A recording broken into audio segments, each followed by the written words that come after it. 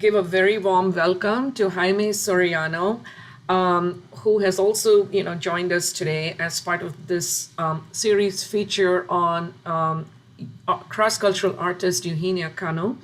Jaime Soriano is also from Mexico. He has a degree in art education from the Higher School of Arts of Yucatan. He teaches acting, training, and stage creation acting, has worked as a stage director in his own artistic creation projects since 1977. He has been a collaborator of the Polish director Jerzy Grotowski from 1980 to 1990 at the Polish Laboratory Theater, the drama department of the University of California, Irvine. It's very close to where we live, Jaime. And at the Centro di Lavoro Europeo di Jerzy Grotowski, Italy. He has also studied Kathakali dance from India at the Mandapa Center in Paris and the Kerala Kalamandalam Academy in Southwest India. In 1986, he founded the Performing Arts Laboratory together with his wife, Professor Patricia Lopez Valenzuela. He is also a founding partner of the cultural communication company DanzaNet SC, where he offers various videographic recording and streaming services through its online television channels, danzanet.tv and theatralia.tv. Thank you so much, Jaime, for joining us today. I think, it was very nice to meet with Jaime as well, Eugenia G, given the collaboration that both of you have. And the wonderful video recordings of yours that Jaime has produced. I thought it would be very insightful for our audience to meet with both of you. Very warm welcome, Jaime. How are you doing today? Thank you. I am very, very glad to be with you, and of course with Eugenia, which is also in some way my teacher. In the way that she is more, she had more time with practicing this art, but also because every time we met with her, it's like to renew, to going back again to this experience. It's very interesting. This also because I am very close to your talks about cross-cultural goals that you have, because that was my main interest when I started with this approaching with this kind of art in another culture like India, for example. So thank you for the invitation. Absolutely, Jaime. It's our pleasure and honor to have both of you. I just wanted to ask you, Jaime, a little bit. I'm going to dive deep into the Kathakali aspects of your background really quickly. One question that stands out right away is, how did you both meet? Did you both meet back in Kerala, or did you meet in Mexico? Tell us a little bit about your experience in the Kerala Kalamandalam, your Kathakali background, and so on. Yes, well, before of that, it's very important to say that I was a member of some intercultural group in Poland in the Theatre of Sources project directed by Jerzy Grotowski. So there I met with many people from different countries and different cultures, India, Japan, IT, Latin America, Mexico, United States. And we was looking for, in some way, the roots of the arts, the sources. So when the first residence in Poland finished, because the political situation in 80, we have to finish before the project was ended, because the political situation in Poland was very bad. So I expected to be there for 2 years, but it was less than 9 months. So I had to move from Poland, and I was invited for some friend, Pierre Guinish, who invited me to go to Paris. Okay. But in Paris, I had nothing to do. So I decided, okay, I will be here like a tourist, but I wanted to do something. But one of the friend of this of Pierre, Catherine Shop, invite me to take some classes in Mandapa Center. So I went there. I started to the class, Kathakali class, and the same like Eugenia. It was very strange because um, I was learning very quickly. I don't know if because the last period I was like a radar, no, like scanning everything which come from different cultures, different people around me. So I started to take the Kathakali class with Karuna Karam Kalamandalam, my first asham, if I can say like that.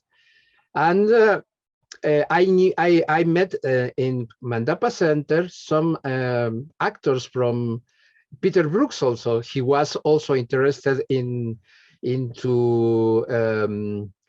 into work with the Mahabharata. So I met there with Bruce Myers, for instance, who was also learning Kathakali. He was older than me, so he was also trying to learn, but I was learning very quickly. And he said, well, are you Indian? No, no, no, I am Mexican. So because the feet is something which for me is very basic. It's like the roots of the earth, if I can say, is connected with the feet. So this was my first approaching. In 3 months, I was learning very quickly some very first level of training, and some small dances, also steps. But my teachers say, okay, you have time. Why not you go, and I can recommend you to go to Kerala Kalamandalam. I can write to them and you go there because it will very good. Will be the 50th anniversary, golden jubilee of Kerala of Kalamandalam.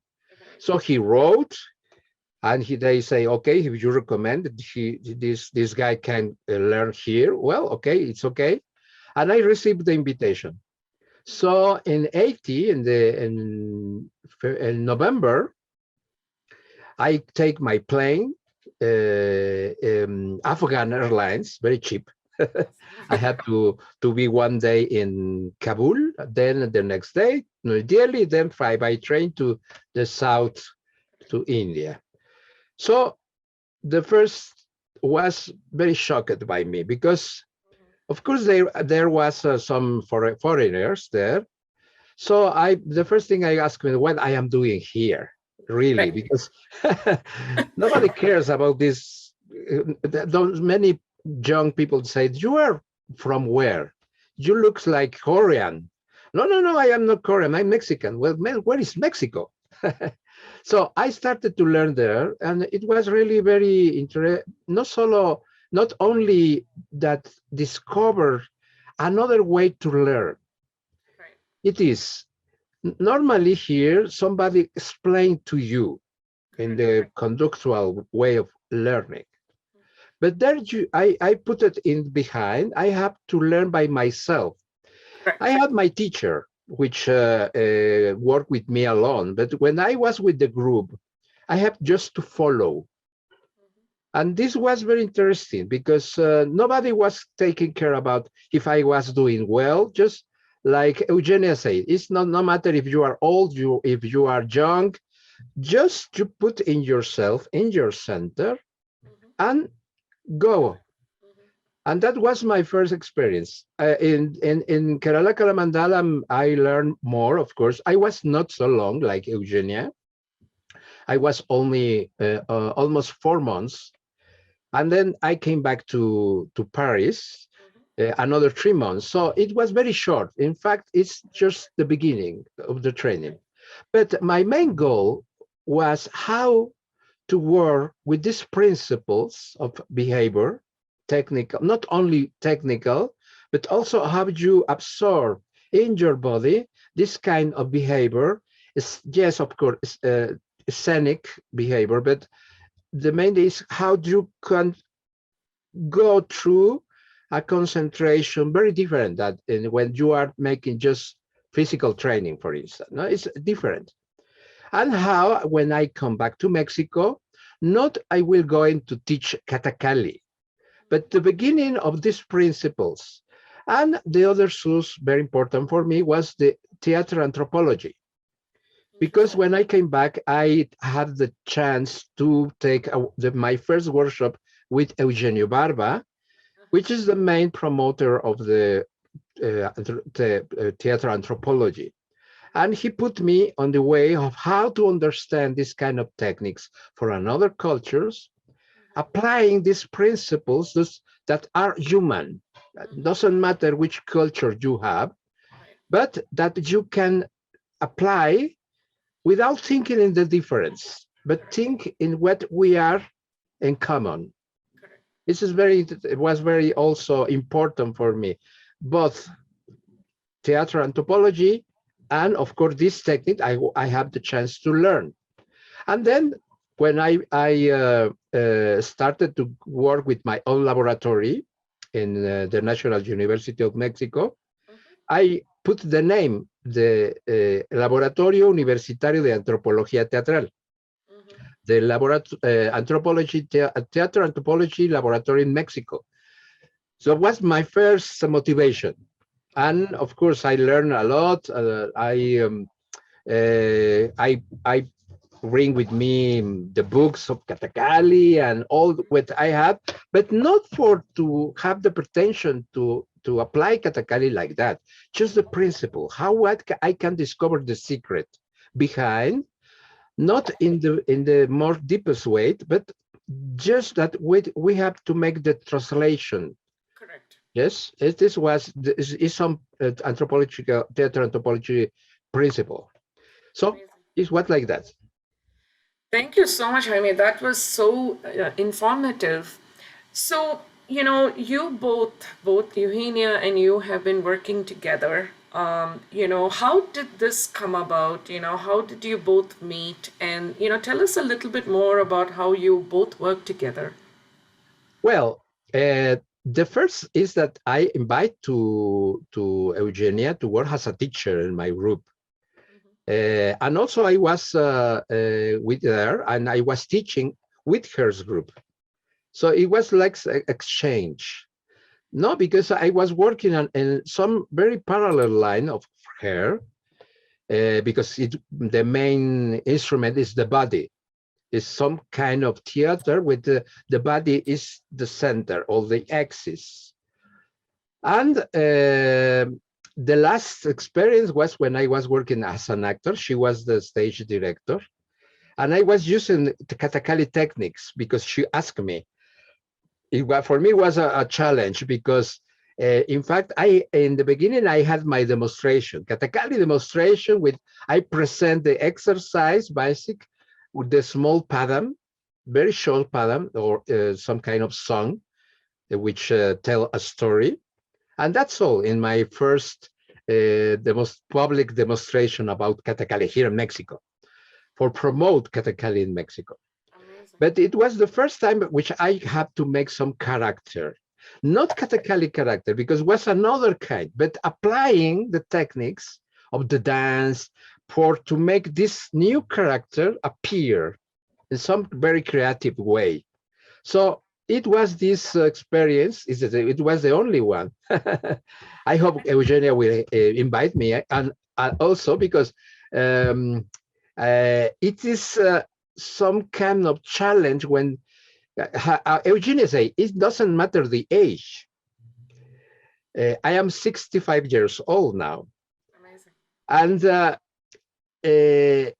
I don't think much about the age, the chronological age. I feel more that what you connect with your roots, because there it is like the life for the present. And that's why I will be very glad if I have the chance that with Eugenia to have another project.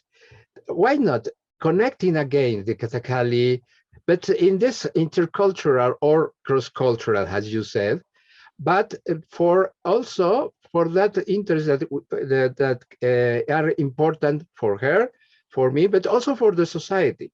Absolutely. I think Eugenia G wanted to say something.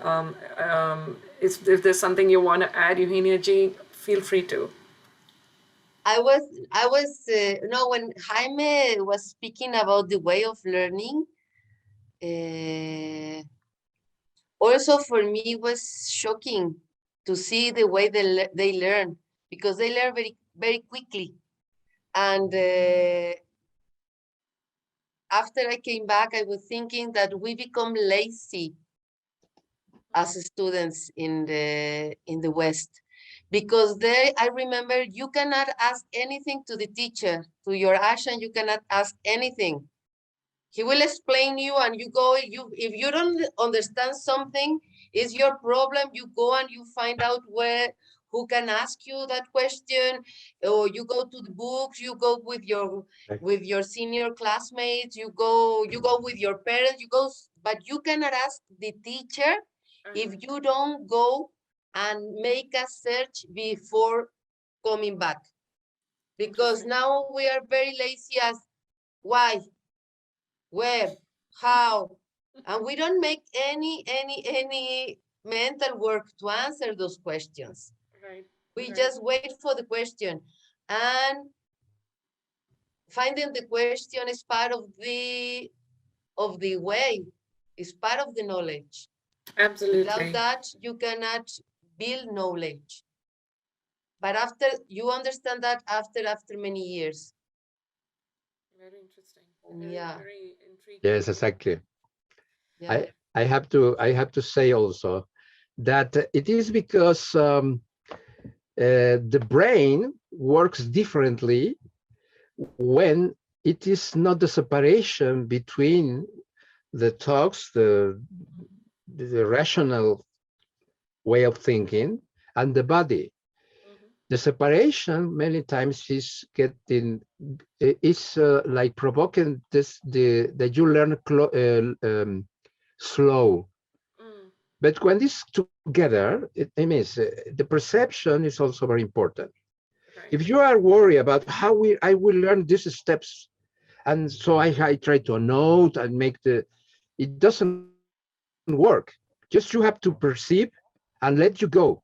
Maybe you will make many mistakes, and you don't be worried about these mistakes, because the body slowly will really to make his work together. The brain, which is making the perception, making the connection, and the body together. Correct. But here in the West, always we separate. Okay, explain me first, and then I will do. Right. Like this is not working in. I think Jaime, if I may interpret this in a different way, being the scientist that I am, it makes me think about what you said, because as a scientist, you have a tendency to always think about things logically. You understand the logic and then you apply. But I think what you're suggesting is go with the flow, like intuitively follow the instinct rather than trying to. I mean, I think it's an interesting sort of juxtaposition of what Eugenia G said. Ask the questions, why, what, how, when, but at the same time, don't separate the thought process from what you're saying, but go with the flow and make it intuitive. And I think it's something to think about, especially for somebody like me from a scientific background, to not always analyze everything logically before trying to implement it. Oftentimes, you need to sort of go with the flow, which is very interesting. Exactly. Eugenia G, did you have something to say? Yeah, but we do need to go back to the reflection in a way at the back and note. But after all the process, we have to come back and note. Exactly. But because it's also one thing I'm fighting with my students, you need to register your work, but I never tell them how. I tell them, and I tell them, do it by hand. Don't do it in the computer. Don't register. Of course, they can record the exercises, but they have to write them and describe them, because doing that process will help them to learn better. And I remember I still have my notebook, because we didn't have cell phones at that time. And that process of drawing, even though nobody understands except me, yes, really, I mean, I don't know how to draw, but you find the way with symbols, with, I don't know, with arrows, and that process will help you a lot to learn. Yeah. Yeah, no, I think there is a lot of merit to what you're saying, Eugenia G. I think my children who learn music, Indian classical music, their guru, a very eminent guru, he always tells us when he learned, there was no recordings, there was nothing you could write down, it was all mental. You heard it from the teacher, you had to learn it then and there, all mentally assimilated. And he says he's never forgotten thousands of songs that, or compositions that have been taught. And nowadays, we are recording, we have voice memos and video recording, and we don't write much at all anymore. I think it's a very interesting point that you're bringing up, whether it's dance or music. Thank you for sharing that. I think our children can certainly benefit from listening to what you said, and it's something for all of us to give more thought. Nobody will save you from the daily practice. Right. Daily practice. Absolutely, absolutely. A really quick question to Jaime, and maybe possibly you as well, Eugenia G. So I noticed, in the videos that, the many excellent productions, Jaime has also been involved in the costume aspects of Kathakali. And, from an artistic standpoint, I was very interested to hear sort of your perspective, also as somebody who's very familiar with multiple different art forms. Could either of you comment a little bit on the elaborate, makeup and the elaborate costumes that go into Kathakali? Anything you would like to add that might be a little insightful to our audience? Eugenia, please. Jaime. Oh, I don't know. I mean, I remember the first time I saw the Mahabharata of Peter Brook. I remember that. I saw it in a video cassette. I didn't see live, unfortunately. But I was already living in India for 2 or 3 years, and I was shocked. I was shocked when I saw the actors like that. I was like, I felt they are too naked for being heroes and gods. They look so much like me. That was my first shock when I saw them. Mm-hmm. Yeah, because at that time I was used to see Arjuna, Bhiman, and with all these, these green faces, these huge costumes, and suddenly to see them just like me. Yeah, very nice costume, but they look like me. Yeah. Right. So of course it's a wonderful production. After that shock, I watched the film. It's a wonderful film, but I remember that first impression, and then I realized that all these costumes, all this makeup are for producing the spectator this distance, because the gods, the goddesses, the heroines, all these people cannot look like us. Yes. Because they are superhumans. Yes.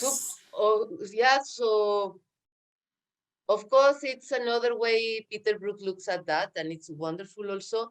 But these costumes, this makeup is used for that, to produce this distance between the actor and the spectator, and say, okay, it's something different from the common life. What an interesting interpretation, and actually so true. Very true. We always make our heroes or the gods like larger than life, right? We want to have that larger than life image of them and make them, in a way, a little inaccessible, so a little different from regular people.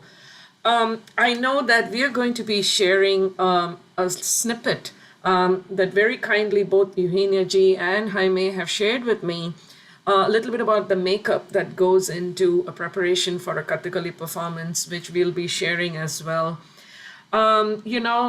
This has been so wonderful meeting with both of you, Jaime and Eugenia G.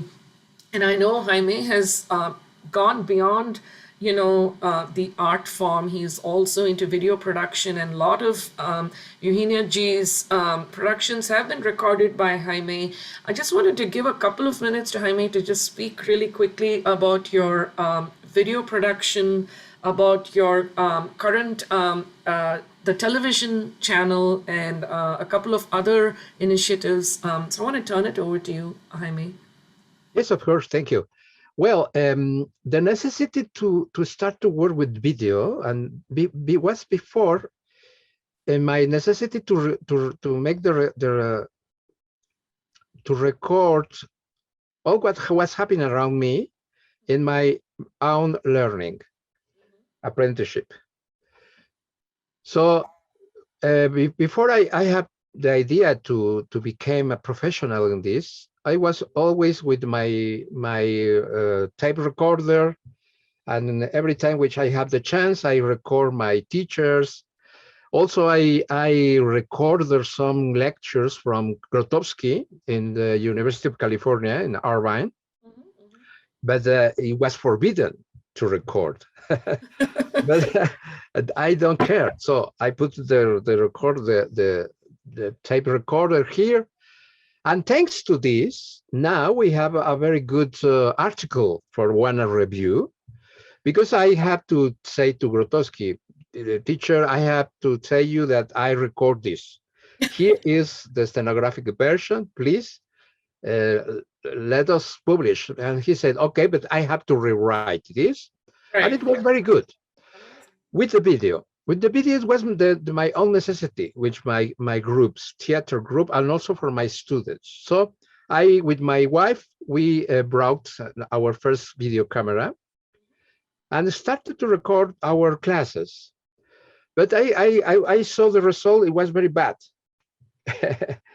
So I have to learn to do it well. And I studied television. I make some diploma of television. And I had the chance also to be invited with somebody who knows that I have a video camera to record a dance performance. So please come and record, because I have nobody who do it. So it's very sure that I did very bad in that first time, but I was amazing, not because just to put your camera, but how you can make a recording which you can understand what is happening in the stage. Right. So I decide to understand both the languages. It means you cannot just put your camera and record, or the opposite. You can record with 3 cameras if you want. But if you just had a film director, you want to make your own interpretation of what is happening in the stage, very surely you will make another play. That's why my teacher, Jerzy Grotowski, never permit that nobody record his plays, except Acropolis, because he was direct how the camera should look to be in accordance with the stage. Correct. This is the only one recording we have directed by not by him, but by his instructions. So with this, I decided to be a very good, I say, videographer, stage videographer. Correct. And before because now you are making your own streaming. Right.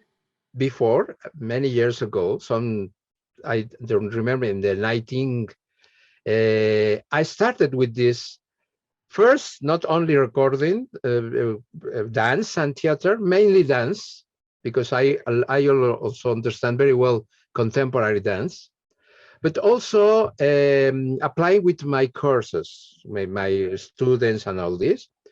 But when the first streaming appeared, the technology of the streaming, I started to approach it, and I had decided to found the first TV station, online TV station, and dedicated only in dance. And 2 years later, Teatralia TV, dedicated to theater. Correct. But my main goal is just make a good recording, but not just with the fixed camera, but going through the flow of what is happening in the stage. Of course, we can make another kind of application for video when you can approach like now, Correct. in the pandemic, not only to put your camera and go, but also we can make some kind of creative collaboration.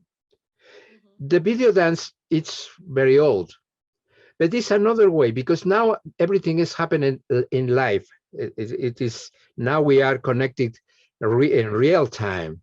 Correct. So how we can approach this technology to make another kind of language, not with the privilege of one, but with this kind of a balance between both. So this is my work now in this area. I think it's very interesting because of the fact that, like you said, it's not just about recording something, and then saying, here's a recording, but it's about thinking about it as an artist. So, the camera, it gets that emotion from the stage and conveys it. And like Eugenia G was saying, it's about connecting to the audience and making them feel part of the party. This has been such an insightful and incredible conversation with both of you. Eugenia G, before we sign off, I wanted to, with your permission, wanted to share with our audience to follow your productions going forward, in terms of, what we discussed with the approaches between, your interplay between, Kathakali, the gods, the Indian gods, and the Mayan, gods. And I think it's very intriguing. It's something that we'll be following even at Sayatsaras, your work, and, we'll be supporting it as well. And also, thank you, Jaime, for sharing those wonderful videos of Eugenia G with us. And thank both of you for allowing us to, giving us the permission to share these videos on Sayatsaras as part of the Cross Culture series, and also allowing us to make this excellent feature on Eugenia G. We couldn't be more thankful. I want to mention to our audience, this is the first series where we are talking about, this feature on Eugenia G and her journey and her excellent collaboration with Jaime and his artistic input on videography. And we'll have the next several episodes dedicated to Eugenia G's performances. We ask all of you to tune in on the Sayatsaras Facebook page and YouTube channel, and please definitely continue to follow the excellent groundbreaking work that Eugenia G and Jaime are collaborating and doing together. We thank you so much for your time. Namaste once again. And we look forward to continued collaboration with both of you. Of course, I will do it. Thank you. Namaste, Eugenia Ji. Namaste, Jaime.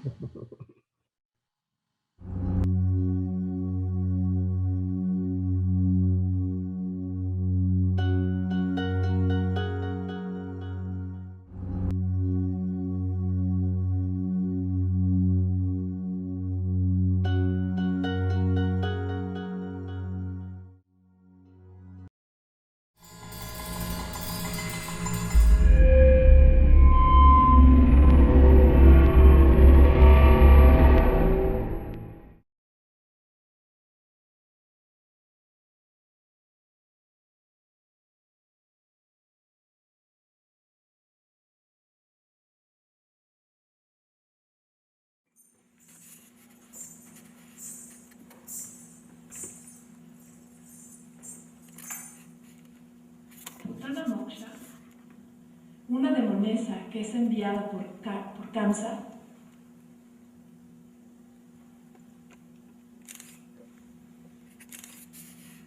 a matar a Krishna, que es todavía un bebé.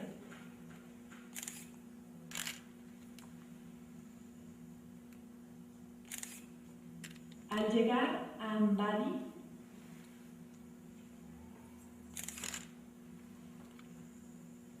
queda maravillada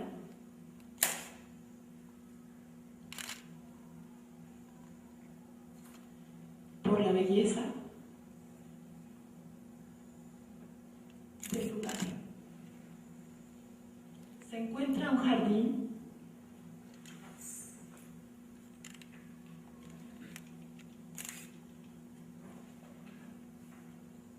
un río,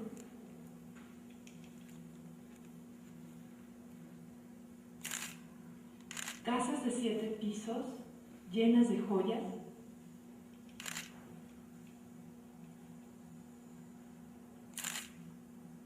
bailarinas,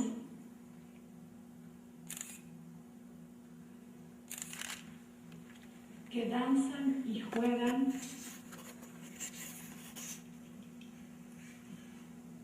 a la pelota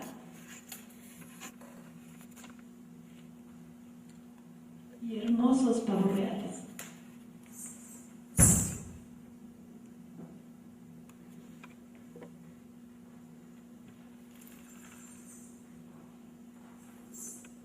Finalmente se dirige a la casa.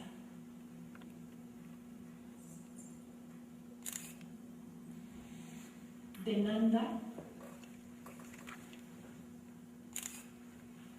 padre adoptivo de Krishna. Abre la puerta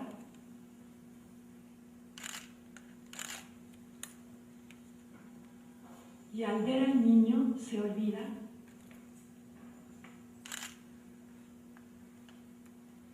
del objetivo de su visita.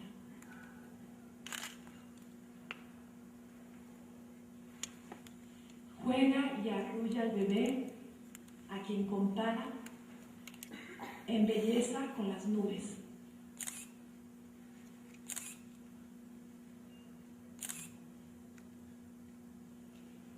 Y la flor de loto.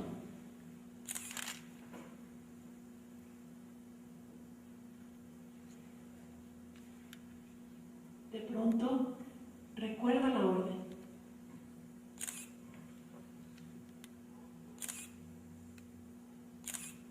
De Kamsa y duda.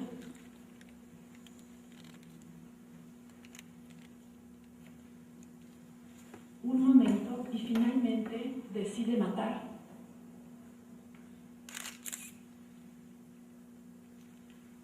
A Krishna poniéndose un veneno en los pechos.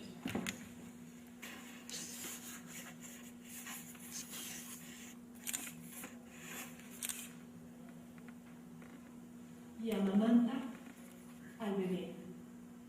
Krishna, siendo una reencarnación de Vishnu, succiona la vida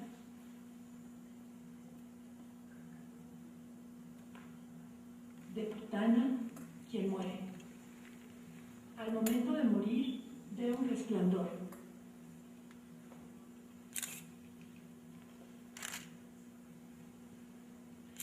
Pues al morir en manos de un dios, ha alcanzado la salvación, moksha.